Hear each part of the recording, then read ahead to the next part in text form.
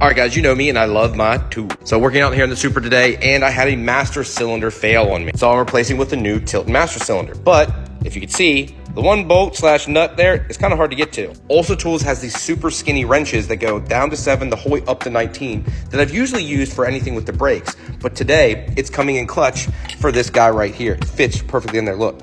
A regular wrench doesn't fit, but this, I was literally getting so frustrated for like, how did I do this before? I must have just wedged it in. Look at that, fits in there perfect, was able to tighten it down. These nice skinny wrenches, again, work well for when you're doing anything for brake jobs and stuff. You know, some of those tight areas, especially for end links when you have to adjust them or remove them, these come in handy. Come this nice little foam case. I think the price, again, once again, is pretty cheap, but I love that they come in these foam cases, just like their other wrenches. Makes it really nice. I don't have to cut or organize. Keeps it really compact and takes up as little space as possible. Olsa Tools, thank you guys again.